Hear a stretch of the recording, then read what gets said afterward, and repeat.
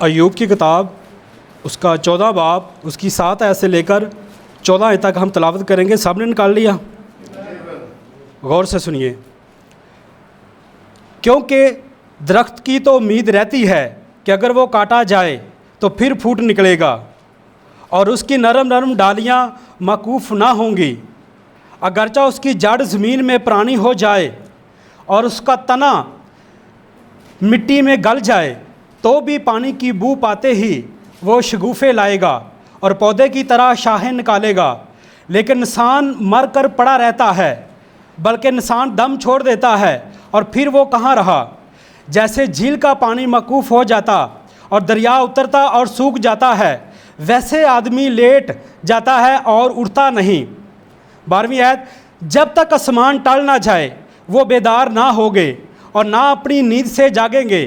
काश के तू मुझे पताल में छुपा दे और जब तक तेरा कहर टल ना जाए मुझे पोशीदा रखे और कोई मुईन वक्त मेरे लिए ठहराए और मुझे याद करे। 14वीं आयत, अगर आदमी मर जाए तो क्या वो फिर जिएगा और अपनी जंग के कुल अयाम में मुंतज़िर रहता जब तक मेरा छुटकारा ना होता। और इसी के साथ ही दूसरा हवाला है यूहन्ना रसूल की अंजील उसका 11वां बाब और उसकी 17 आयत से हम तलावत करेंगे। कलाम मुक़द्दस में ज़िंदगी है और ज़रूर है कि हम बड़े गौर से खुदावंद की कलाम की तलावत को सुनेंगे। सबने निकाल लिया जी। बस यीशु को आकर मालूम हुआ कि उसे कब्र में रखे 4 दिन हुए। बैतनिया यरूशलेम के नज़दीक तकरीबन 2 मील के फासले पर था और बहुत से यहूदी मार्था और मरियम और उनके भाई के बारे में तसल्ली देने आए थे। बस मार्था यीशु के आने की खबर सुनकर उससे मिलने को गई, लेकिन मरियम घर में बैठी रही। मार्था ने यीशु से कहा, ऐ खुदावंद, अगर तू यहाँ होता तो मेरा भाई ना मरता। और अब भी मैं जानती हूँ कि जो कुछ तू खुदा से मांगेगा वो तुझे देगा। यीशु ने उससे कहा, तेरा भाई जी उठेगा। मार्था ने उसे कहा, मैं जानती हूँ कि क़यामत में आखिरी दिन जी उठेगा। 25 आयत, यीशु ने उसे कहा, क़यामत और ज़िंदगी तो मैं हूँ। जो मुझ पर ईमान लाता है गो वो मर जाए तो भी ज़िंदा रहेगा, और जो कोई ज़िंदा है और मुझ पर ईमान लाता है वो अबा तक कभी ना मरेगा। क्या तू इस पर ईमान रखती है?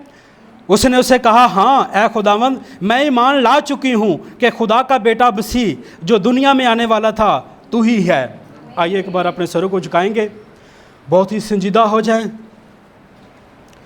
पाक रूह की जुम्मश यहाँ मौजूद है और वो अपने वादे के मुताबिक भी यहाँ मौजूद है। और उसने कहा है, जहाँ 2 या 3 उसके नाम से जमा होते हैं, हमारा यहोवा पाक खुदा हमारे बीच में मौजूद होता है।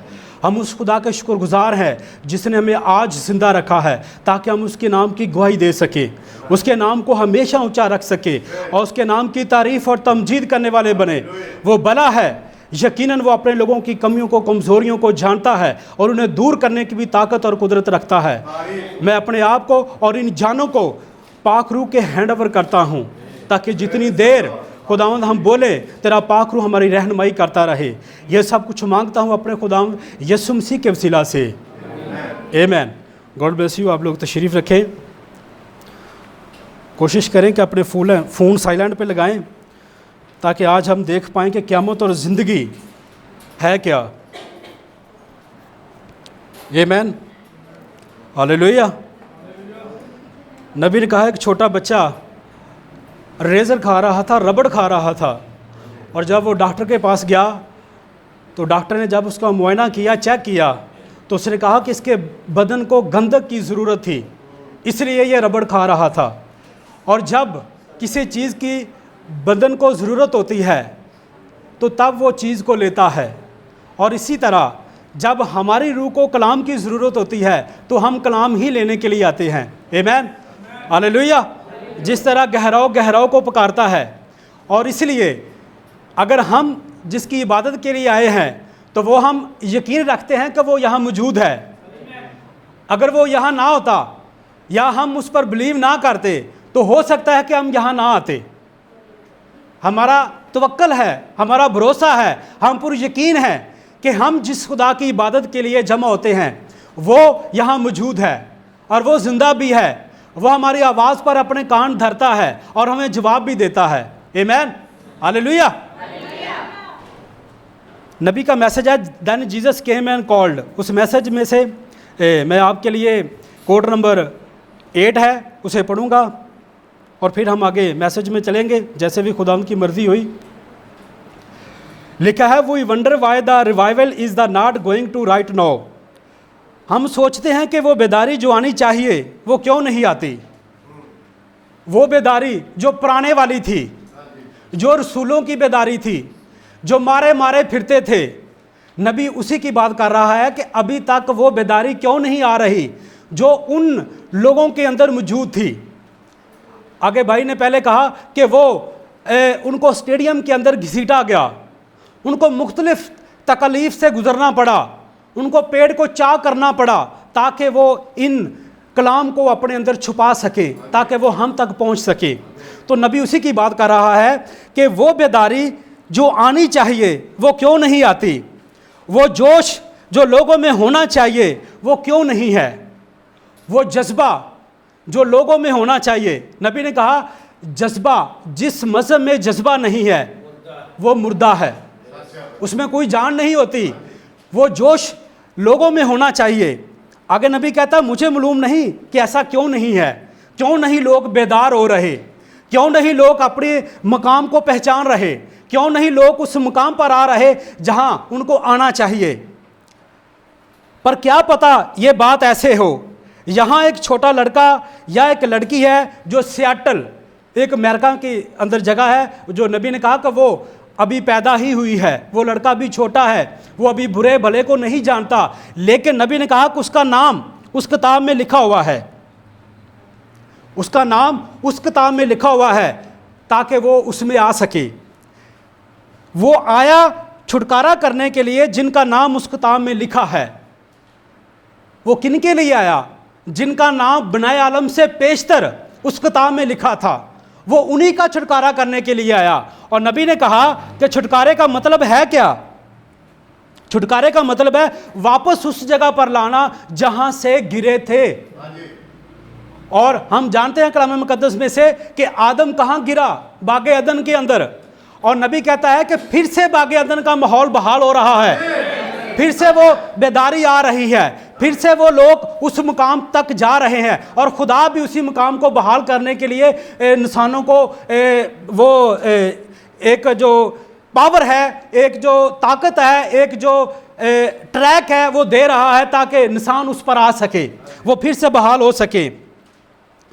इसलिए नबी ने कहा कि वो कलीसिया स्लो करेगी, कलीसिया को रुकना पड़ेगा।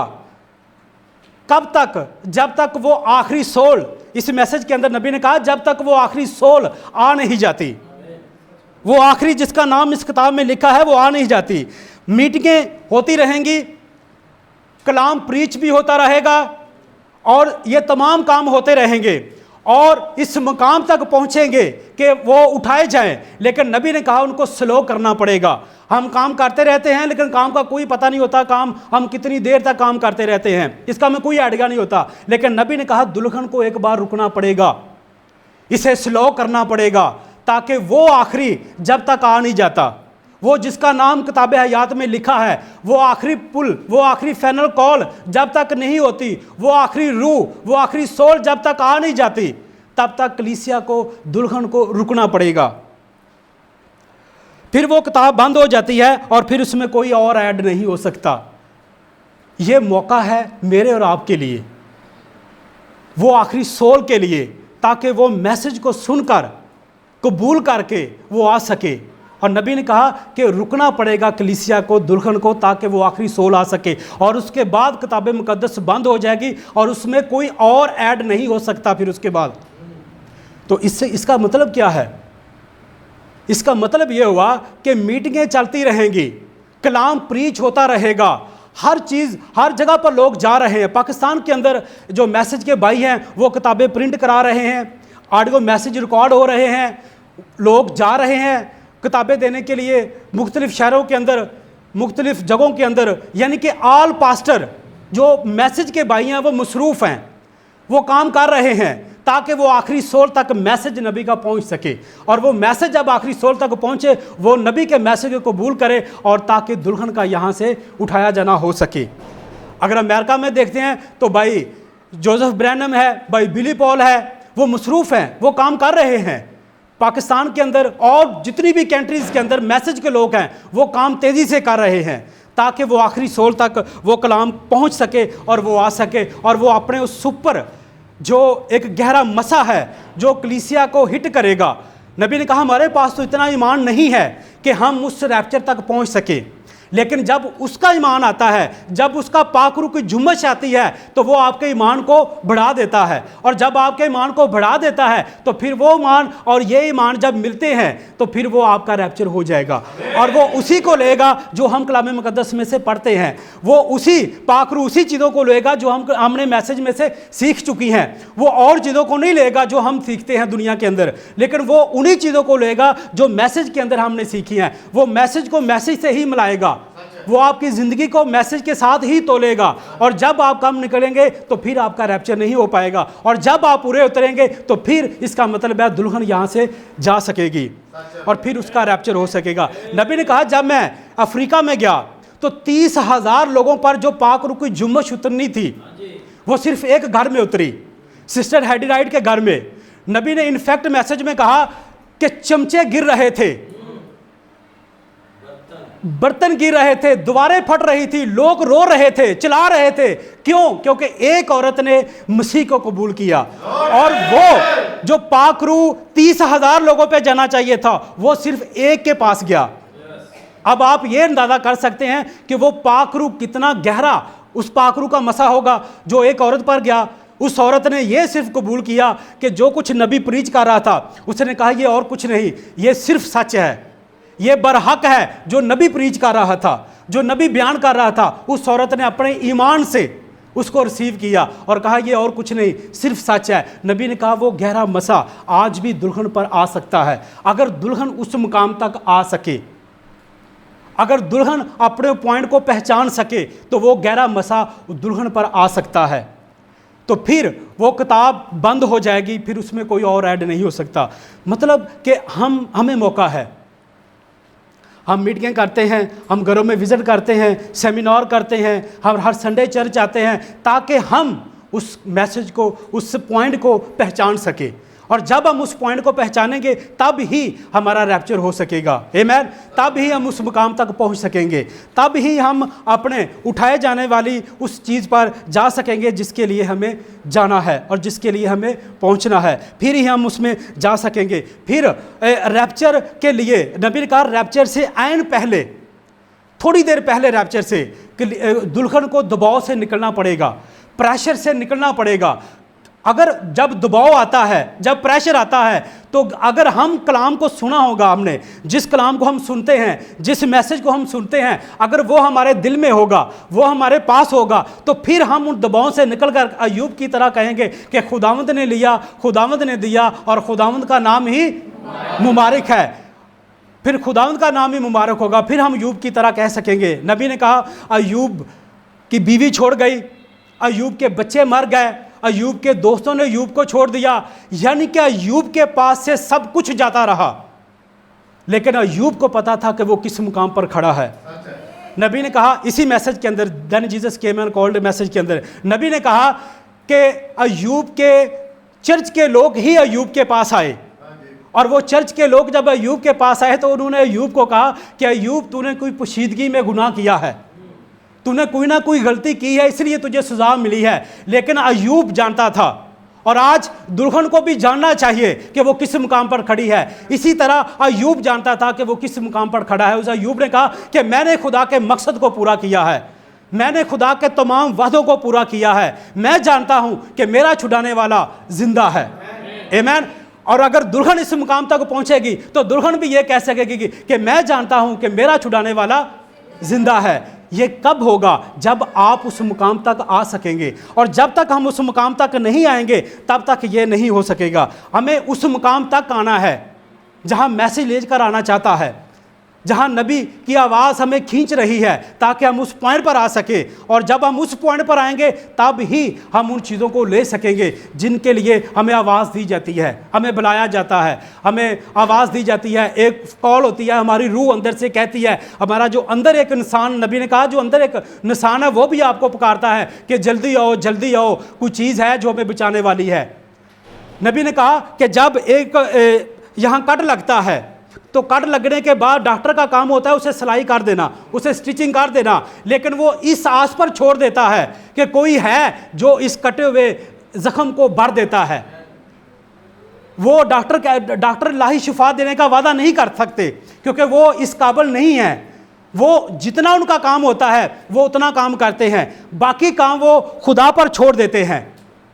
यह बाकी काम जो है वो खुदा करेगा, जो खुदा के लिए उन्होंने उनके ज़हन में होता है कि ये खुदा के हैंडओवर है, क्योंकि वो खुदा की जगह नहीं ले सकते। उनके जितना काम होता है वो उतना कर देते हैं। वो दुआई दे सकते हैं लेकिन इस आस पर छोड़ देते हैं कि खुदा इनको शिफा देगा। आमीन।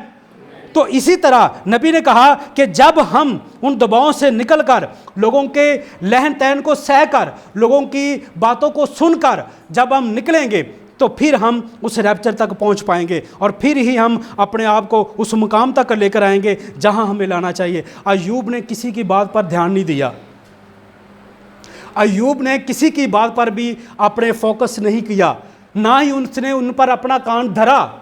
वो जो कह रहे थे वो नहीं सुन रहा था, लेकिन अय्यूब को पता था कि मैं किस मुकाम पर खड़ा हूं। अय्यूब जानता था कि मेरा छुड़ाने वाला जिंदा है।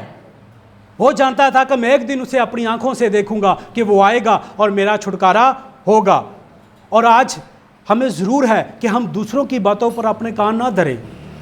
लोग तो बहुत कुछ कहते हैं, लोगों के पास तो एडवाइजर की कोई कमी नहीं है, वो तो बहुत आपको एडवाइस देंगे, उंगली उठाना इस बात की कोई कमी नहीं है। लेकिन आज आप ये फिक्र छोड़ दो कि लोग आपके बारे में क्या सोचते हैं, ये सोचो कि खुदा मेरे बारे में क्या सोचता है और मैं खुदा के बारे में क्या सोचता हूँ। लोगों की बातों पर अपने कान ना धरो कि लोग क्या सोचते हैं। लोग तो बहुत कुछ सोचते हैं, लेकिन आपका ध्यान, आपका फोकस, आपका टारगेट, आपका जो गोल है, आप उसे अचीव करने की कोशिश करें। लोगों की बातों पर ध्यान ना दें कि लोग आपके बारे में क्या सोचते हैं। आपको ये होना चाहिए कि खुदा मेरे बारे में क्या सोच रहा है। क्या मैं खुदा के बनाए हुए कवानीन पर, खुदा के बनाए हुए मंसूबे पर, खुदा की बनाई हुई शरह के ऊपर खड़ा भी हूँ कि नहीं हूँ?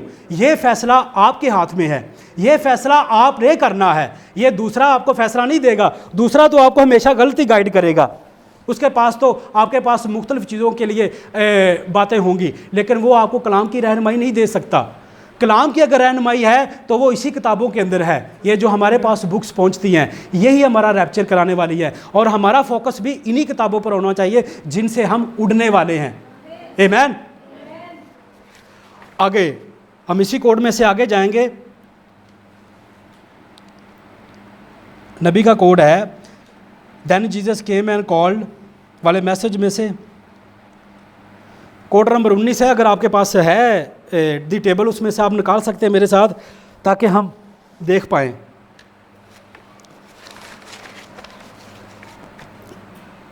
नबी ने कहा कि now we get a background of this picture tonight. आज शाम, नबी ने यह मैसेज शाम को प्रीच किया। उसने कहा कि आज शाम मैं इसकी बैकग्राउंड, इस तस्वीर की आपके सामने रखना चाहता हूँ।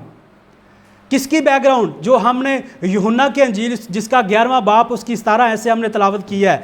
मार्था, मरियम और लाजर के बारे में नबी बयान कर रहे हैं। तो नबी इसी बात को लेकर कहते हैं, it was Jesus when he was a just a young man. ये तब की बात है जब यीशु जवान था।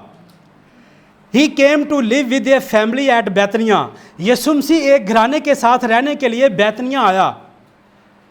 And it was Mary and Martha and Lazarus. वो मरियम, मार्था और लाजर का घराना था जिसमें यीशु रहने के लिए आया। And they had left their church. Martha, मरियम और लाजर ने यीशु के लिए अपने चर्च को छोड़ दिया, अपनी हैकल को छोड़ दिया। देयर क्रीड ऑफ द फरीसी एंड सदूकी। उन्होंने अपने उस कीदे को छोड़ दिया जो फकीयों और फरीसियों और सदूकियों का था। And had taken up this Jesus. और वो यीशु को पकड़कर चल रहे थे। तो ये कौन थे? जैसे आज हम मैसेज बिलीवर हैं, ये भी उस वक्त के मैसेज बिलीवर थे। ये 2 भाई, 2 बहनें और एक भाई अपने चर्च में, अपने हैकल के अंदर खिदमत सरंजाम देते थे। ये आज जैसे हम मैसेज बिलीवर हैं, जब जैसे हमने अपनी पुरानी तंजीम को, पुराने अकीदे को, पुरानी उन तमाम रस्मों को छोड़कर हम मैसेज के साथ आगे बढ़ रहे हैं, इसी तरह मरियम, मार्था और लाजर भी यीशु के लिए सब कुछ छोड़कर आगे बढ़ रहे थे। And invited him to their home, और उन्होंने यीशु को अपने घर में इनवाइट किया। And Lazarus was a bosom friend to him, अब लाजर यीशु का जिगरी दोस्त था। अब ये लाजर को आम इंसान नहीं था जो हमने पढ़ा कि लाजर मर गया और यीशु ने आकर उसे 4 दिन का मुर्दे को जगा दिया। इसकी नबी ने बैकग्राउंड की है, तस्वीर की, ये नबी ने बताया है। हालांकि ये बाइबल में नहीं लिखा, लेकिन नबी किसी और सोर्स के ज़रिए से ये बातें लेकर आ रहा है। नबी को कोई और चीज़ें पाकरू गाइड कर रहा है ताकि वो नबी इन चीज़ों को बयान कर सके। हमने तो सिर्फ इतना सुना है कि मार्था, मरियम और लाजर, लेकिन नबी बयान कर रहे हैं कि ये कोई आम शख्स नहीं थे। इनकी खिदमत थी हैकल के अंदर, जैसे आपकी मेरी और खिदमत है इस चर्च के अंदर। ये आम लोग नहीं थे। नबी इसी बारे में बयान कर रहा है। And had taken up with Jesus, वो यीशु को पकड़कर चल रहे थे। And invited him to their home, उन्होंने यीशु को अपने घर में इनवाइट किया। And Lazarus was a bosom friend to him, लाजर यीशु का जिगरी दोस्त था। And we are told that the Lazarus also was a great listener to John the Baptist. नबी ने कहा कि लाजर को आम शख्स नहीं था, ये यूहन्ना बपतिस्मा देने वाले को सुनता था। यानी कि किसको सुनता था? एलिया को। किसको सुनता था? बहाली के पैगाम को। ये लाजर आम इंसान नहीं था। जैसे हम बाइबल मुकद्दस में इसकी तस्वीर देखते हैं 11वें बाब के अंदर कि यीशु मसीह आया और उसने जगा दिया। ये लाजर आम इंसान नहीं था, बल्कि ये बहाली के मैसेज के साथ खड़ा था। ये मैसेज के साथ खड़ा था और वो मैसेज सुनता था जो बहाली और एलिया का मैसेज था। And we told that the Lazarus also was the great listener to John the Baptist, वो यूहन्ना बपतिस्मा देने वाले को सुनता था। That was speaking of the coming Messiah, जो मसीह की आमद के बारे में बोलता था। क्योंकि यूहन्ना ने क्या कहा कि वो देखो खुदा का बरा है जो जहाँ के गुनाह उठा के ले जाता है। जो हमने मैसेज दिया था आओ हम कमाल की तरफ बढ़े, तो वहाँ उस मैसेज के अंदर भी ये कहा गया था कि शरीयत को छोड़कर फजल की तरफ बढ़ जाओ। तो नबी ने कहा कि लाजर आम इंसान नहीं था जैसे हम देखते हैं। गौर से सुने। And so when Jesus came on the scene, जब यीशु मसीह सीन पर आया, जब यीशु मसीह सामने आया, एंड कम टू बैतनिया, और वो बैतनिया पहुंचे, they also entertained him in this home, उन्होंने हमेशा यीशु की खुशामदीद अपने घर में यीशु मसीह को किया। Then Jesus came and called वाले मैसेज में से पैराग्राफ इसका कोड नंबर 20 है। Now we are taught that, हमें यह भी सिखाया गया है कि Martha and Mary made little temptress for the temple, Martha और मरियम कुछ चीज़ें बुन बुन कर हैकल के अंदर लगाती थी। ये जैसे ये लगी हुई हैं, जैसे भाई सर्वर ने इन चीज़ों को प्रिंट करके, इन चीज़ों को डिज़ाइन करके, इन चीज़ों को कंपोजिंग करके ये जो चीज़ें लगी हुई हैं, मार्था और मरियम का भी यही काम था। वो भी कुछ चीज़ों को बुनती थी। हो सकता है कि वो करोबियों की तस्वीरों को बनाती थी, हो सकता है कोई और चीज़ों को बनाती थी, लेकिन मार्था और मरियम चीज़ों को बुनती थी ताकि वो हैकल के अंदर लगाई जाए, वो हैकल के अंदर लगाई जाए। आगे, and they had watched him do so many thing, had such confidence in him, उन्होंने बहुत कुछ करते हुए यीशु मसीह को देखा था। किसने? मार्था और मरियम और लाजर ने। वो ऐसे ही यीशु मसीह के पीछे नहीं आ गए थे, उन्होंने यीशु मसीह के मोजज़ात देखे थे। उनको पता था कि ये ज़िंदगी देने वाला शख्स है, ये ज़िंदगी देने के लिए आया है। इसीलिए उन्होंने वो अपने तमाम कीदे, तमाम रस्मों को छोड़कर वो यीशु मसीह को पकड़कर चल रहे थे। And Lazarus was a very fine hand, लाजर का बहुत अच्छा हाथ था लखाई के अंदर। लाजर, फिर सुने, लाजर कोई आम शख्स नहीं था, लाजर बहुत अच्छी लाजर की लिखाई थी और वो चीज़ें लिखता था जो शरीयत को जब एक खालों के ऊपर लिखा जाता और फिर उनको स्क्रॉल किया जाता था, तो ये काम लाजर का था। लाजर नबी ने कहा लाजर and he could write these scroll, वो लाजर एक कातिब बन रहा था, लाजर एक आने वाला काहिन बन रहा था कि लाजर उसी हैकल के अंदर जहां मरियम मार्था कुछ चीज़ों को बुनती थी और लाजर का काम था वो शरीयत के लेटर को लेकर वो लिखे और लिखकर उनको स्क्रॉल करके लोगों को दे सके, लोग उनको पढ़ते थे। वो चीज़ें जो जानवर की खाल के ऊपर लिखी जाती थी वो चीज़ें लाजर लिखता था अपने हाथ से। और नबी ने कहा कि लाजर का बहुत फाइन हैंड था, लाजर की बड़ी अच्छी लिखाई थी। नबी ने कहा कैसे वो एक दिन बीमार पड़ा और मरियम और मार्था ने यीशु मसीह को पैगाम भेजा कि हमारा भाई बीमार है, जल्दी आओ। लेकिन यीशु मसीह ने कहा, यीशु मसीह और 2 दिन वहाँ रहा। जब हम यूहन्ना बाब में पढ़ते हैं तो इन दूसरी ऊपर वाली आयतों में लिखा है यीशु 2 दिन और वहाँ रहा, ताकि इसलिए वहाँ रहे जैसे यूहन्ना की अंजील उसके 5 बाब के अंदर लिखा है कि बेटा कुछ नहीं करता जब तक बाप उसे ना दिखाए। और बाप उसे दिखा चुका था कि वो लाजर की बीमारी में अच्छा नहीं करेगा, बल्कि लाजर मर जाएगा और लाजर को वो जिंदा करेगा। वो लाजर को उसकी बीमारी में शिफा नहीं देगा, बल्कि लाजर मरेगा और वो लाजर को जिंदा करेगा। तब ही यीशु मसीह कहेगा कि क़यामत और ज़िंदगी मैं हूँ, मैं ही क़यामत हूँ और मैं ही ज़िंदगी हूँ। इसीलिए यीशु मसीह ने यूहन्ना की अंजील में कहा, जब उसकी 23 आयत में यीशु ने उसे कहा तेरा भाई जी उठेगा, तो मार्था ने कहा कैसे खुदावंद, कैसे जी उठेगा मेरा भाई। लेकिन जब बहनों ने यीशु मसीह के पास पैगाम भेजा तो यीशु मसीह 2 दिन और वहाँ रहा। तो नबी ने कहा इसी मैसेज के अंदर कि अगर उनकी जगह मैं और आप होते तो हम कहते कि हमने अपने पुराने चर्च को भी छोड़ दिया, हमने पुराने लोगों को भी छोड़ दिया, पुरानी तंजीम को भी छोड़ा। किसके लिए? यीशु के लिए। लेकिन यीशु है कि वो हमारे पास आता ही नहीं। आज हम पर मुश्किल आई है, आज हम पर परेशानी आई है, आज हमारा भाई बीमार है तो यीशु ने हमारी बात पर ध्यान ही नहीं दिया, हमारी बात पर उसने फिक्र ही नहीं की। हालांकि इसी किताब के अंदर लिखा है कि यीशु मसीह उसे अजीज़ रखता था, यीशु मसीह उसका दोस्त था, यीशु मसीह उससे प्यार करता था। लेकिन बहनों, नबी ने कहा कि मार्था और मरियम का ये रवैया नहीं था जो आज के लोगों का है। जैसे आज आप आए हैं, मैं आया हूं, तो हम ये सोचें कि देख लिया है इस चर्च को, बड़ा काम करवाते हैं, जब इनकी बारी होती है तो ये आते ही नहीं हमारे पास, घरों में विजिट ही नहीं करते। लेकिन मार्था और मरियम का ये स्वभाव नहीं था, उनका ये रवैया नहीं था। उन्होंने जब यीशु मसीह उसके पास आया तो उन्होंने सिर्फ इतना कहा कि ऐ खुदावंद, अगर तू यहाँ होता तो मेरा भाई ना मरता। सिर्फ नबी ने कहा कि अपने दुख को ख़त्म करने के लिए, और उसके पास था भी नहीं जो वो बयान कर सके। वो जानती थी कि यीशु मसीह जो कुछ कहेगा वो हो जाएगा, यीशु मसीह जो बोलेगा वो हो जाएगा। लेकिन उसने कहा कि यीशु ने उसे कहा कि तेरा भाई जी उठेगा, तो मार्था ने उसे कहा मैं जानती हूँ क़यामत में आखिरी दिन वो जी उठेगा। यीशु मसीह ने कहा कि मार्था, तू जिस पर अपनी नज़रें टिकाए बैठी है वो चीज़ नहीं है। तू क़यामत को तू एक इतिहास समझती है, क़यामत को तू एक दिन समझती है, क़यामत को तू एक वाक़या समझती है, लेकिन मैं तेरे सामने एक नवा काम करने जा रहा हूँ। क़यामत और ज़िंदगी वो वाक़या नहीं है जिस पर तू अपनी नज़रें टिकाए हुए है। क़यामत और ज़िंदगी मैं हूँ जो मैं तेरे पास आके खड़ा हो गया हूँ। अगर मैं चाहूँ तो तेरा भाई अभी ज़िंदा हो सकता है। जो क़यामत उस वक़्त होनी है, मैं आ गया हूँ तो ये अभी काम हो सकता है।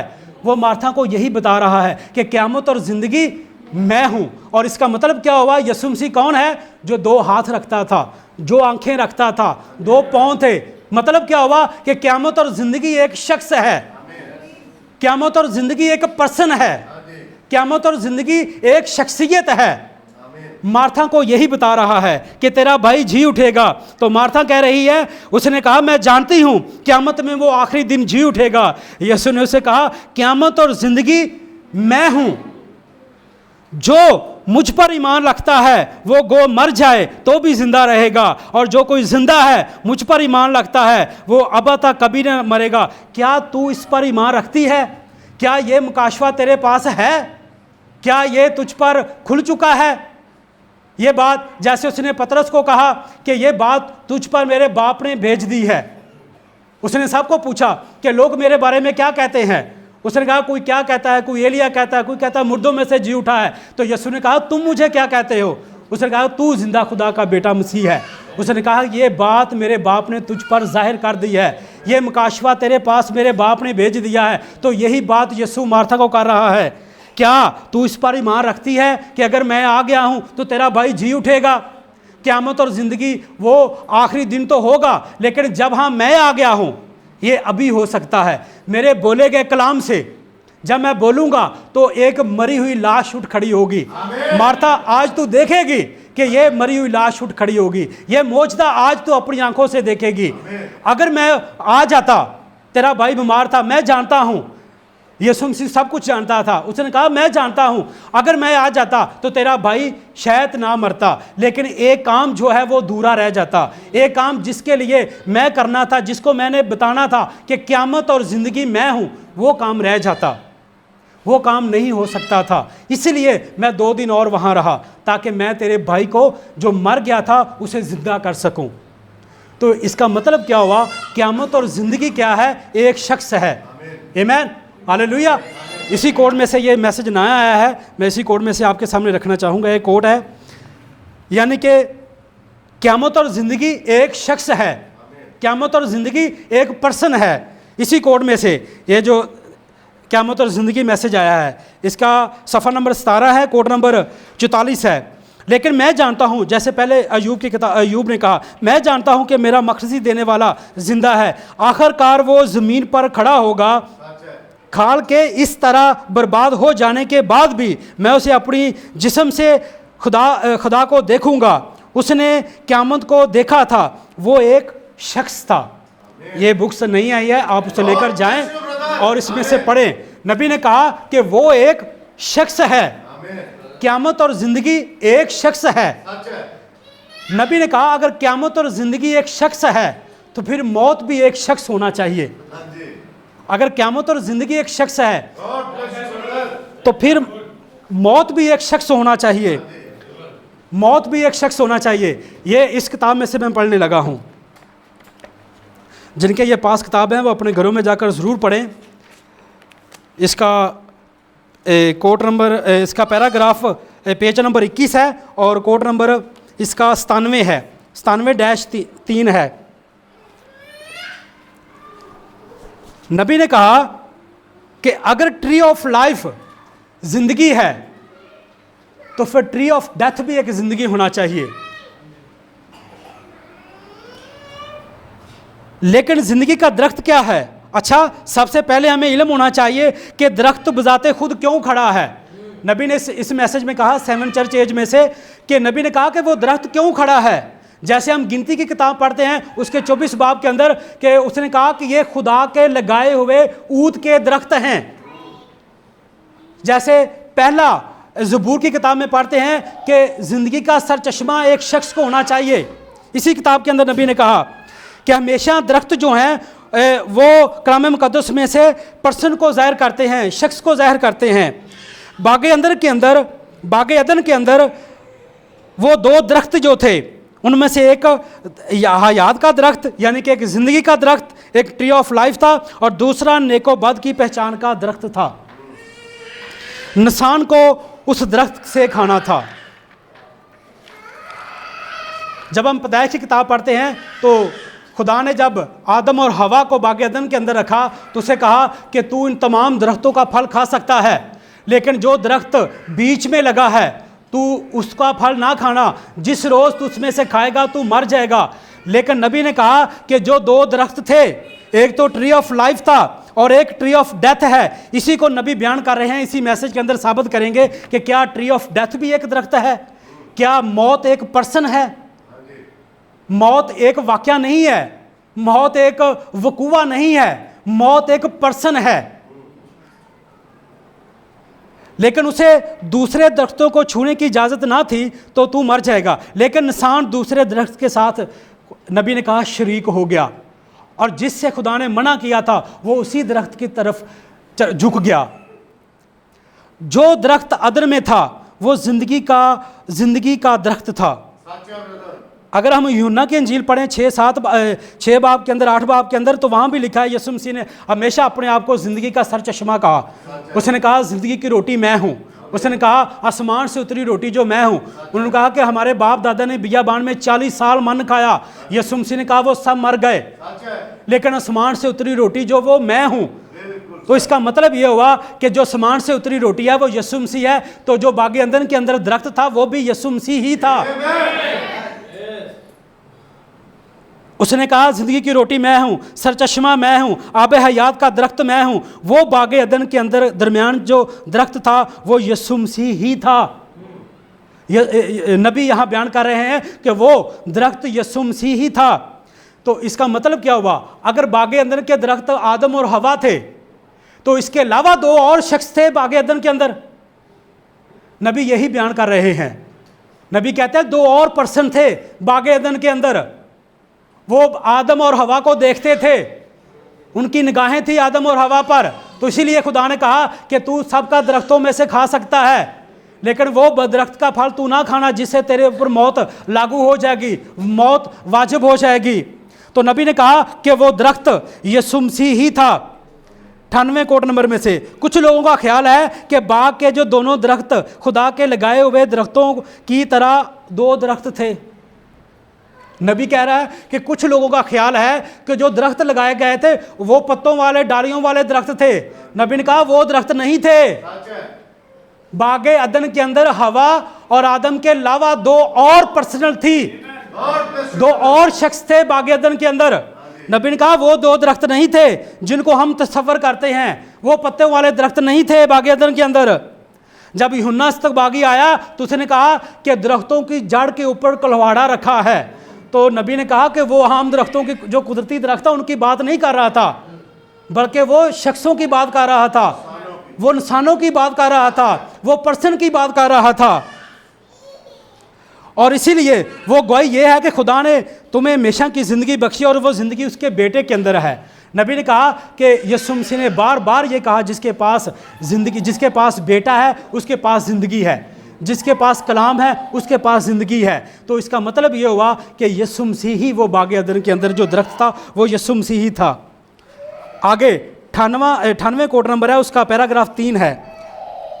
अब वो दरख्त नबी बयान करने वाला है जो डेथ ऑफ लाइफ का है। ठीक है, अगर ज़िंदगी का दरख्त एक शख्स है तो नेको बद की पहचान का दरख्त भी एक शख्स होना चाहिए। ये अपने घरों में जाकर ज़रूर इस किताब को पढ़ें। ये 7 चर्च एज में से इसका पेज नंबर 21 है और कोट नंबर इसका 98 है। इसको पढ़े। नबी कह रहा है कि ठीक है, अगर ज़िंदगी का दरख्त एक शख्स है तो नेको बद की पहचान का दरख्त भी एक शख्स होना चाहिए, इसके अलावा और कुछ नहीं है। नबी ने कहा कि इसके अलावा और कुछ नहीं है। इस तरह रास्तबाज ना रास्त बागे अदन के दरमियान एक दूसरे के साथ साथ खड़े थे। आदम और हवा के अलावा 2 और दरख्त थे जो साथ साथ खड़े थे, जो आदम और हवा को नबी ने कहा देखते थे। आदम और हवा पर उनकी निगाहें थी और वो 2 पर्सनैलिटी थी, वो 2 पर्सनैलिटी थी जो बागे अदन के अंदर थी। नबी इसी बात को लेकर कहते हैं, जैसे नबी ने एक और दिया हिस्कियल की किताब के अंदर, हिस्कियल 28 बाब के अंदर, अदर में बागे खुदा में वो रहा करता था। यानी कि जो मिस्टर सांप था, जो सांप था वो कहाँ रहता था? बागे अदन के अंदर ही। अगर हम हिस्कियल की किताब पढ़ते हैं, हिस्कियल 28 बाब के अंदर भी हम पढ़ते हैं, तो वहाँ इसका बारे में बयान किया गया है कि वो दरख्त जो बागे अदन के अंदर 2 थे, एक तो लाइफ का दरख्त था, ज़िंदगी का दरख्त था, और एक नेको बद की पहचान का दरख्त था। ये दोनों दरख्त ही बागे अदन के अंदर मौजूद थे। आदम और हवा के अलावा 2 और थे, यानी कि 4 पर्सनैलिटी बागे अदन के अंदर थी। नबी इसी किताब के अंदर बयान कर रहे हैं 4 लोग थे बागे अदन के अंदर, 4 लोग बागे अदन के अंदर थे। तो नबी ने कहा कि वो 4 लोग जो बागे अदन के थे, उन्होंने कहा कि अगर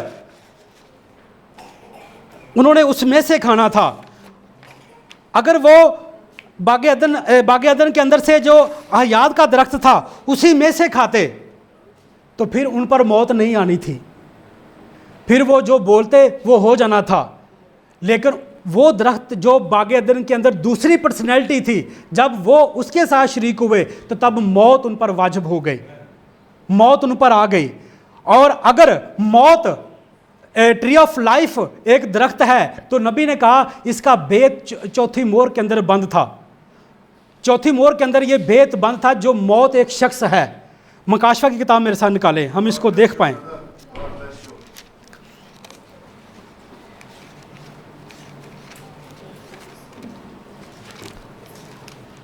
अगर पर्सन, ट्री ऑफ लाइफ एक पर्सन है तो नबी ने कहा ट्री ऑफ डेथ भी एक पर्सन है। मुकाशवा 6 बाप उसकी 7 आयत।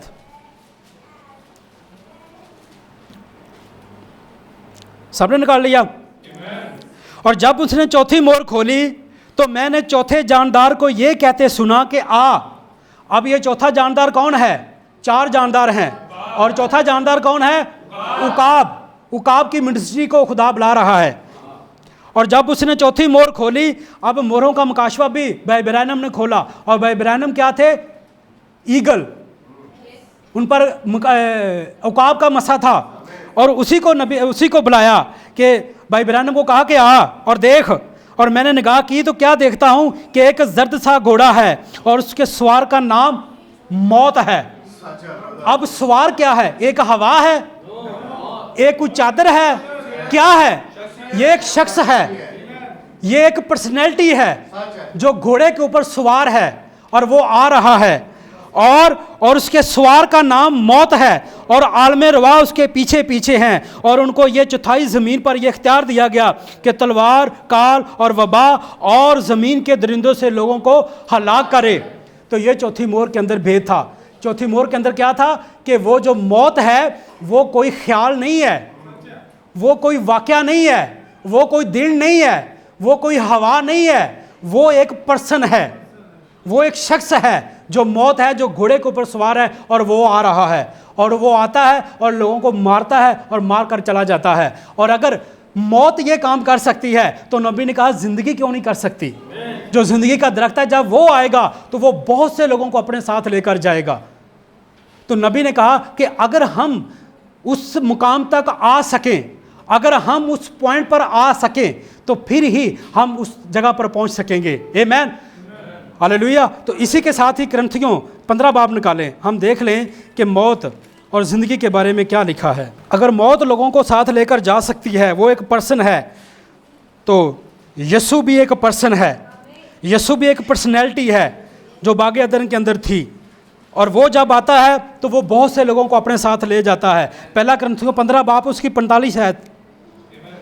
चनाचे लिखा भी है कि पहला आदमी यानी आदम जिंदा नफ्स बना, और पिछला आदमी जिंदगी बख्शने वाली रूह बना। अब जिंदगी बख्शने वाली रूह का क्या मतलब है? वो जिंदगी देने वाला है। यानी कि अगर हम इसी कोड को, इसी बाइबल की आयत को अगर हम इंग्लिश में पढ़ें तो वहां लिखा है the last Adam was made a quickening spirit. वो स्पिरिट देने वाला, वो जिंदगी देने वाला कौन है? यीशु मसीह। इसीलिए यीशु मसीह ने यूहन्ना की इंजील में कहा कि तुम जिंदगी पाने के लिए मेरे पास क्यों नहीं आते? यीशु मसीह का जिंदगी तो मैं हूं, मेरे पास आओ जिंदगी पाने के लिए। तो इसीलिए यहां लिखा है कि पहला आदम जिंदा नफ्स बना और पिछला आदम जिंदगी बख्शने वाली रूह बना। यानी कि जिंदगी किसके पास है? यीशु मसीह के पास। और अगर यीशु मसीह के पास है तो इसीलिए भाई ब्रैनम ने 7 चर्च एज में कहा कि वो जो बागे अदन के अंदर दरख्त लगाया गया था वो यीशु मसीह ही था, वो कोई और नहीं था, वो यीशु मसीह ही था। और हमने मुकाशवा की किताब में पढ़ा कि वो जो घोड़ा मौत का है उसके ऊपर जो सवार है वो 3 ताकतों से मिलकर वो उसकी जर्द वाली ताकत बनती है। सियासत, मज़हब और डोमोनिक्स, ये 3 पावरें मिलकर जब बनती हैं तो वो फिर सफ़ेद, लाल, काला, तो फिर जाकर जर्द घोड़ा बनता है। और जब जर्द घोड़ा बनता है तो फिर वो मौत में शामिल हो जाता है। तो नबी ने इसे क्लियर बयान किया कि वो जो मौत है वो एक पर्सन है। और पर्सन कौन है? पॉप है। पॉप जब यरूशलेम में गया तो चांद के ऊपर अंधेरा आया, क्योंकि पॉप ही है जो चलता फिरता है कि मौत होगा, जब लोगों को ऑर्डर देगा और वो तमाम काम करेंगे। वो लोगों को मारेंगे, वो लोगों को बुरा हाल करेंगे। तो नबी ने इसी बात को ये एक मुकाशवा की किताब में कहा कि वो एक जो घोड़े के ऊपर सवार है वो एक शख्स है, वो एक पर्सन है, वो एक पर्सनैलिटी है, वो कोई और नहीं है बल्कि वो एक पर्सनैलिटी है। तो जैसे ही हम देखते हैं कि नबी ने कहा कि मौत और ज़िंदगी की लड़ाई जो है वो कैसे होगी, मौत और ज़िंदगी की लड़ाई कैसे होगी, कैसे मौत ज़िंदगी मौत को ख़त्म करेगी, वो आर्मिगडोन जो लड़ा जाएगा वो कैसे लड़ा जाएगा। नबी ने इसी बात को बयान किया है, वो कैसे लड़ा जाएगा। अब ये ज़िंदगी और मौत की लड़ाई कैसे होगी, नबी ने कहा इसी कलाम के ऊपर होगी, इसी आयत के ऊपर होगी, इसी मैसेज के ऊपर होगी। और नबी ने कहा वो दुनिया में तो बाद में लड़ा जाएगा, लेकिन पहले कहाँ लड़ा जाएगा, इस ज़मीन पर, इस ज़मीन पर वो पहले लड़ा जाएगा। जो आर्मिगडोन लड़ा जाएगा वो पहले इस ज़मीन पर लड़ा जाएगा। वो कैसे लड़ा जाएगा, इसी आयत के मुताबिक, यूहन्ना की इंजील उसका 11वें बाब के मुताबिक 25 आयत के मुताबिक, जो कोई मुझ पर ईमान लाता है वो मर जाए तो भी जिंदा रहेगा। ये पहला ग्रुप है, जो कोई मुझ पर ईमान लाता है गो वो मर जाए तो भी जिंदा रहेगा। और जो कोई जिंदा है, दूसरा ग्रुप, जो कोई जिंदा है वो मुझ पर ईमान लाता है वो अब तक कभी ना मरेगा। ये नबूवत जो यीशु मसीह कर गया ये आज पूरी होगी इस दुल्हन के लिए, ये आज पूरी होगी। इसी बेस के ऊपर नबी ने कहा आर्मिगडोन लड़ी जाएगी, इसी आयत के ऊपर। जो कोई इस आयत पर ईमान रखेगा वो ही कामयाब होगा और वही दुल्हन का हिस्सा ठहरेगा और वही क़यामत और ज़िंदगी में शामिल होगा। आमीन। और नबी ने कहा इसी मुकाम के ऊपर ये लड़ी जाएगी, जो आर्मिगडोन लड़ा जाएगा वो दुनिया में तो बाद में लड़ा जाएगा, पहले इस ज़मीन पर लड़ा जाएगा। और फिर ये जिस्म कहेगा ऐ मौत तेरा डंक कहाँ रहा। तब भी कहेगा ना जब इस आयत को पहनेगा, उसके पहले तो ये नहीं कहेगा ना, जब भी इस आयत को पहनेगा। इसीलिए पौलुस ने कहा कि मौत तेरा कोई असर नहीं रहा मुझ पर, तू कुछ नहीं कर सकती, क्योंकि पौलुस ये जानता था इस आयत को। पौलुस कहता था जो कोई मुझ पर ईमान लाता है, पौलुस इसी आयत को जानता था और पौलुस ने इसी पर ईमान रखा। और वो जानता था कि अगर मैं मर भी गया तो मुझे फिर से कोई ताकत है जो उठा खड़ा करेगी, मुझे फिर से कोई कुव्वत है जो उठा खड़ा करेगी। और उसने कहा जो मुझ पर ईमान लाता है गो वो मर जाए तो भी जिंदा रहेगा। और जो कोई जिंदा है और मुझ पर ईमान लाता है वो अब तक कभी ना मरेगा, यानी कि दुल्हन कभी नहीं मरेगी। ये नबूवत जो यीशु मसीह कर गया ये आज पूरी होगी। ये दुल्हन के लिए है, जो दुल्हन इसको पहनेगी इस आयत को, और वो कभी ना मरेगी। हालेलुया। इस शायद को जो पहनेगी वो कभी ना मरेगी। अगर हम पूरा ईमान रखते हैं, हम पूरे बिलीवर हैं। और नबी ने कहा बिलीवर जो है वो एक साइकिल की गिराली की तरह है। जैसे साइकिल की गिराली हमने देखी है ना, एक छोटी गिराली होती है, एक बड़ी गिराली होती है। जब बड़ी गिराली चलती है तो उसका छोटी गिराली भी उसके साथ घूमती है। तो नबी ने कहा बिलीवर जो है वो एक गिराली की तरह घूमता है। कैसे? जैसे ये मैसेज प्रीच होता है, जैसे ये मैसेज घरों में हम पढ़ते हैं, तो जैसे जैसे मैसेज में लिखा है वैसे वैसे अगर हम करते हैं तो मैसेज और खुदा यानी कि बिलीवर और गॉड जब दोनों घूमते हैं तो फिर क्या होता है, फिर वो कुव्वत आती है जो इंसान को उठा खड़ा करती है। यानी कि फिर वो रेवलेशन, नबी ने कहा मुकाशवा, ईमान है क्या? रेवलेशन। ईमान है क्या? भेद। जब हम उस भेद तक पहुंचेंगे क्या हम उठाए जाएंगे इसी आयत के मुताबिक। और इसीलिए यीशु मसीह ने मार्था को कहा कि तेरा भाई फिर से जी उठेगा। अगर मैं आ गया हूं तेरे पास, अगर मैं यहां खड़ा हूं तो मैं बोलूँगा तो तेरा भाई अभी से खड़ा हो जाएगा। मार्था ये मुकाशवा तेरे पास है। ठीक नबी ने कहा मार्था लाजर के जी उठने से ठीक थोड़ी देर पहले ये मुकाशवा मार्था के ऊपर यीशु मसीह ने खोल दिया। तो नबी ने कहा जैसे मार्था के ऊपर ये मुकाशवा खोला गया वैसे ही दुल्हन के ऊपर भी ये मुकाशवा खोला जाएगा। आमीन। ये रैप्चर का मैसेज है, इसमें से हम इस कोड को पढ़ेंगे, इसी उठाए जाने वाले कोड मैसेज में से। नबी ने कहा कि लेकिन कलीसिया के लिए दुल्हन का उठाया जाना एक मुकाशवा है। इसका ये रैप्चर का मैसेज है, उठाया जाना, इसका पेज नंबर 17 से मैं पढ़ रहा हूं, आप अपने वक्त में ज़रूर पढ़ें। कलीसिया का उठाया जाना एक मुकाशवा है, यानी कि अगर दुल्हन यहाँ से उठाई जाएगी तो उसके पास पहले इससे कि दुल्हन उठाई जाए, उसके पास ये मुकाशवा होना चाहिए, उसके ऊपर ये खुलनी चाहिए बात। ये उस पर खुल चुका है और मसीह की सच्ची दुल्हन उठाई जाने के मुकाशवे की मुंतजर है, वो इंतज़ार कर रही है। जैसे मार्था ने यीशु मसीह का इंतज़ार किया कि जब यीशु मसीह आया तो उसने उसके भाई को उठा खड़ा किया, इसी तरह जब हम उस मुकाम तक पहुंचेंगे तो नबी ने कहा दुल्हन भी मुंतज़र है। मुंतज़र का मतलब है इंतज़ार कर रही है, इंतज़ार कर रही है कि वो मुकाशवा उसके पास आए। अब ये मुकाशवे के बगैर ईमान हासिल नहीं हो सकता, ये मुकाशवा ईमान के बगैर नहीं मिल सकता, क्योंकि ये कोई चीज़ है जो आप पर जाहिर करती है, ये कोई और सोर्स है जो आपको बताता है, आप पर जाहिर करता है, तब ये मुकाशवा आपके ऊपर खुलता है। इसलिए हम कहते हैं कि ईमान मुकाशवा है। नबी ने इसलिए कहा कि ईमान एक बेत है, ईमान रेवलेशन है, फेथ इज द रेवलेशन, ईमान मुकाशवा है। और ये वो चीज़ है जो अब्राहम की तरह आप पर ज़ाहिर हुई। अब्राहम ने कितना इंतज़ार किया, लेकिन अब्राहम को पता था कि मेरा एक बेटा होगा। अब्राहम उसी बात पर खड़ा रहा और नबी यही बात बयान कर रहे हैं जो अब्राहम की तरह आप पर ज़ाहिर हुई। और इसी तरह इस ज़ाहिर शुदा के साथ कुछ भी हो सकता है। अगर वो आपके ऊपर ज़ाहिर हो जाती है तो फिर आप एक स्टैंड पर खड़े होते हैं, फिर आप अपनी पोजीशन पर खड़े होते हैं, फिर आप अपने मुकाम पर खड़े होते हैं कि ये बेत मेरे पास है, ये मुकाशवा मेरे पास है कि मैं एक दिन मैं उड़ूंगा, एक दिन मेरा रैप्चर होगा, एक दिन मैं वहाँ चला जाऊँगा। ये बेत आपके पास है।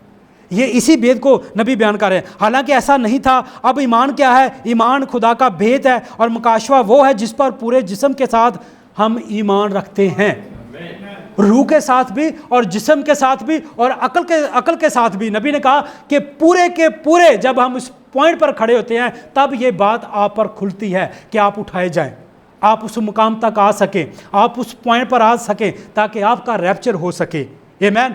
जब आपका रैप्चर होगा तब आप उस मुकाम तक पहुंचेंगे। तो नबी ने कहा बिलीवर और मैसेज और खुदा एक साथ घूमते हैं, और जब वो दोनों एक साथ घूमते हैं तो फिर वो एक पावर जनरेट करते हैं। जैसे जैसे मैसेज मुड़ता है वैसे वैसे बिलीवर पढ़ता जाए, जैसे जैसे मैसेज के अंदर लिखा है वैसे वैसे वो उसे कबूल करे। तो जब वो एक साथ होंगे, एक लाइन पर आएंगे, तो तब ये क़यामत और ज़िंदगी उस पर ज़ाहिर हो जाएगी। उसको ये पता चलेगा कि ये कोई वो रैप्चर कोई ऐसा पॉइंट नहीं है जिस पर मैं अपनी नज़रें टिकाए हुआ हूँ।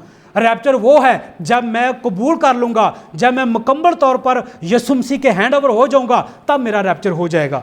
वो वाक़या नहीं होगा कि एक पॉइंट, एक इतिहास होगा कि वो वक्त आएगा, बल्कि यीशु मसीह यही तो बात मार्था को बता रहा है कि मैं जब तेरे पास खड़ा हुआ हूँ, जब आपकी ज़िंदगी में यीशु मसीह आ जाएगा तो फिर आपको वो वक्त इंतज़ार करने की ज़रूरत नहीं है।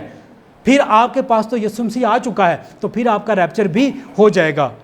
फिर आप उस पॉइंट पर आ जाएंगे जहाँ पर आप मैसेज आपको लाना चाहता है। जैसे मार्था उस पॉइंट पर आई और उसने कहा कि हाँ खुदावंद, मैं ईमान ला चुकी हूँ, मैं यकीन कर चुकी हूँ कि जो कुछ तू खुदा से मांगेगा खुदा तेरे लिए वो कर देगा। मैं जानती हूँ कि अगर तू आ गया है तो मेरा भाई अभी खड़ा हो जाएगा। अगर यीशु मसीह आपकी ज़िंदगी में आ जाता है तो आपका रैप्चर अभी हो सकता है। ये कोई टाइम फिक्स नहीं है कि रैप्चर इसी दिन होगा या 10 दिन के बाद होगा या महीने के बाद होगा या कई सालों के बाद होगा। रैप्चर आपका तब हो सकता है जब आप मैसेज को, कलाम को मुकम्मल तौर पर पहन लेंगे। यही बेत है जो नबी बयान कर रहा है। ये बेत के दुल्हन इसकी मुंतज़र है, दुल्हन इंतज़ार कर रही है कि वो बेत आप तक पहुँचे। और वो बेत है क्या? इन्हीं मैसेज के अंदर वो बेत है क्या? जब हम अपना आप पूरे का पूरा, नबी ने कहा जब बिलीवर अपना आप पूरा यीशु मसीह के हैंड ओवर कर देता है, खुदा के हवाले वो अपनी ज़िंदगी कर देता है, तो फिर खुदा उसी ज़िंदगी को इस्तेमाल करता है, फिर उसी ज़िंदगी को खुदा लेता है और उसका रैप्चर हो जाता है। आमीन, हालेलुया। आइए अपने कदमों पर खड़े होंगे।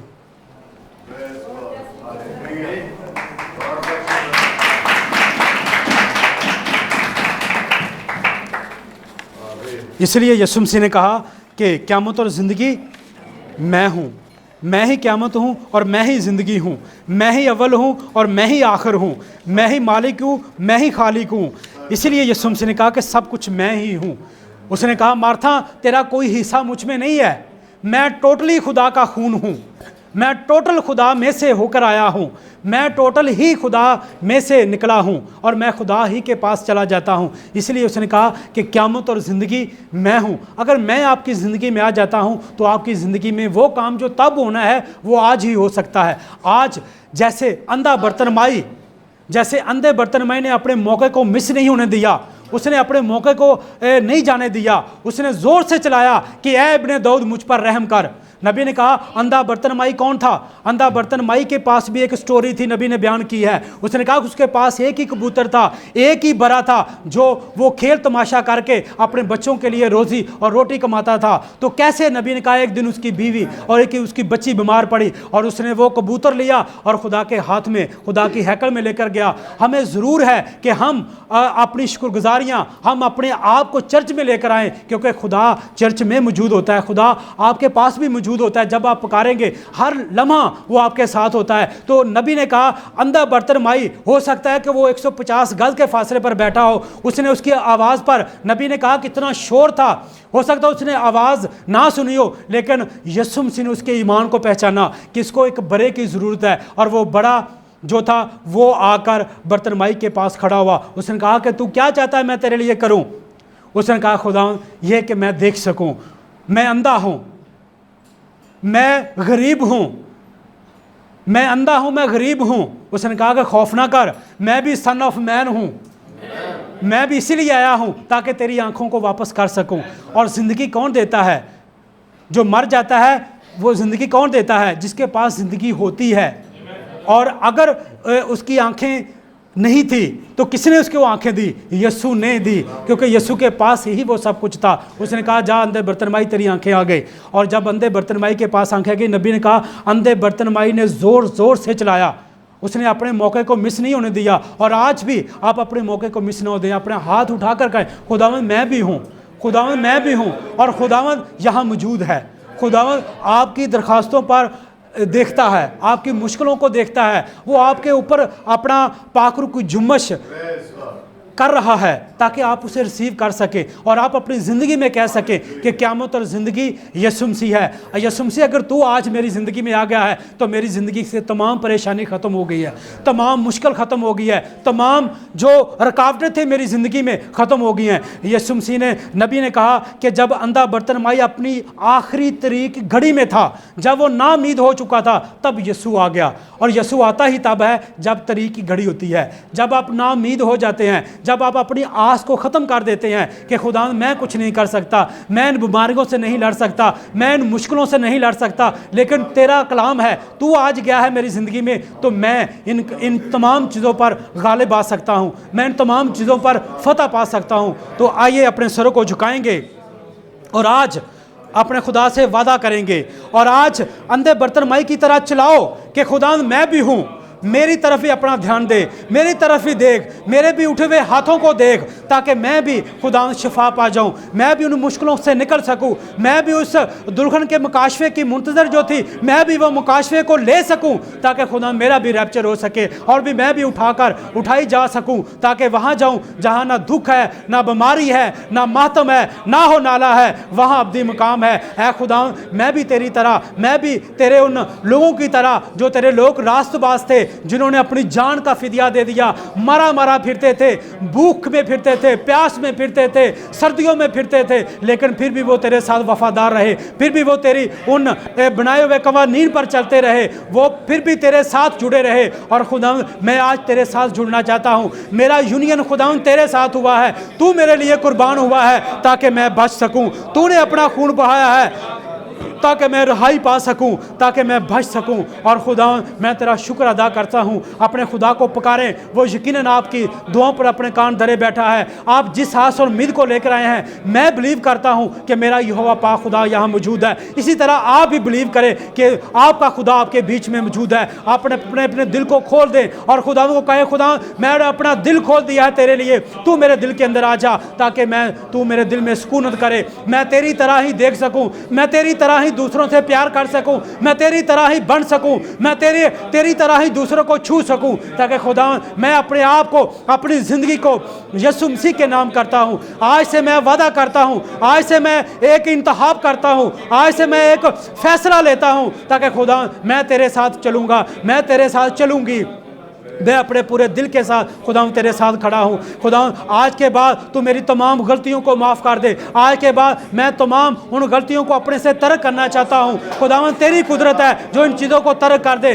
तेरी पावर है जो चीज़ों को ख़त्म कर दे। और खुदा मैं जानता हूँ कि जब तू आ जाता है तो लाजर जो 4 दिन का था वो ज़िंदा हो सकता है, वो बेवा का बेटा ज़िंदा हो सकता है। तो खुदा आज भी तू वही कर सकता है, और इसीलिए खुदा तूने अपने आप को इस कलाम में साबित किया है कि क़यामत और ज़िंदगी मैं ही हूँ। जो मुझ पर ईमान लाता है वो कभी ना मरेगा। और यकीनन खुदा हम भरोसा करते हैं, हम इत्तेकाद करते हैं, क्योंकि खुदा हमारा भरोसा है कि यीशु मसीह ही कल और आज बल्कि अब तक यकसा है। वही बैरोबर का मालिक है, वही खालिक है, वही राज़िक है, वही बहाली का, ताजगी का खुदा है। खुदा आज जब तू इस हाल में से गुजर रहा है, आज तो हमारी ज़िंदगियों में से जब आ रहा है, तो खुदा मैं इन ज़िंदगियों में तेरे कलाम को खुदा तू चलता फिरता नजर आए। आज तेरी पाक रूह की जुम्मश इन पर ठहर जाए। आज ये अपनी गलतियों का इतराफ़ कर सके, आज ये अपने आप को तेरे हाथ के नीचे लेकर आ सके। आज जिनकी कोई भी मुश्किल है और खुदा तू इनकी मुश्किल को दूर कर। आज कोई भी आस और उम्मीद से आए हैं तो खुदा तू उनकी आस और उम्मीद को पूरा करने की ताकत और कुदरत रखता है। तूने इंसान को तख्लीक इसलिए किया ताकि तू इंसान तेरी हमदो सना, तेरी इस्ताइश करने वाला बने, तेरी परस्तिश करने वाला बने, और तेरे नाम को इज़्ज़त और जलाल देने वाला बने। बैरोबर के मालिक तेरा शुक्र करते हैं, क्योंकि तू ही मालिक है। तेरी दी हुई नेमतों के लिए, बरकतों के लिए, बख्शिशों के लिए मैं तेरा शुक्र अदा करता हूँ। तो इन जानों पर जो तेरे कलाम को जिन्होंने सुना है, जिन्होंने खुदा तेरे कलाम को कबूल किया है, वो आज तैयार हैं, तेरे उस मकाशफे की मुंतज़िर हैं, ताकि दुल्हन उड़ सके। और खुदा तू उनकी ज़िंदगी में एक गहरे तौर पर काम कर। इनकी ज़िंदगी में खुदा तू उस मकाशफे को बेच दे, जाहिर कर दे, ताकि ये अपने पॉइंट को पहचान सके, अपनी ज़िंदगी को पहचान सके, और खुदा अपने आप को तेरे हाथ के नीचे रख सके। नबी की आवाज़ के साथ खड़े रहें, कलाम की सच्चाई के साथ खड़े रहें, और खुदावन ये दलेर होकर, बुज़दिल नहीं बल्कि दलेर होकर तेरे कलाम को लोगों तक शेयर करने वाले बने। मेहरबान प्यारे खुदावन, आज ये जाने कि क़यामत और ज़िंदगी तू ही है, तू ही क़यामत है, तू ही ज़िंदगी है, तू ही अव्वल आखिरा है, तू ही बैरोबर का मालिक है, तू ही खालिक है। और खुदावन आज ये बरे के लहू को अपने साथ लेकर जाएंगे, अपने माथे पर लगा कर जाएंगे, अपनी चट्टान को, अपने उस निशान को लेकर जाएंगे। आज ये फ़ख्र से जाएंगे, आज ये फ़ख्र से कहेंगे कि मेरे लिए यीशु मसीह मरा और ज़िंदा हुआ, और आज भी वो ज़िंदा है, और हमेशा से ही वो ज़िंदा रहता है। और जब वो आ जाता है तो मेरी ज़िंदगी से तमाम तरह की घड़ी ख़त्म हो जाती है। जब मैं नाउम्मीद था तो मेरी उम्मीद आ जाती है, जब मैं मायूस था तो मैं खुशहाल हो जाता हूँ। ये खुदावन, क्योंकि तू ज़िंदगी का सरचश्मा है, तू ही तमनान का सरचश्मा है, तू ही हकीकी तसल्ली देने के लिए आया, और तू ही हकीकी खुदावंद है। हम तेरा शुक्र करते हैं, सारा जलाल, सारी इज़्ज़त बाप तेरे नाम को देते हैं। ये सब कुछ मांगते हैं अपने खुदावंद यीशु मसीह के वसीला से, आमीन। God bless you. आप लोग तशरीफ़ रखें, मैं भाई से कहूँगा कि वो आए।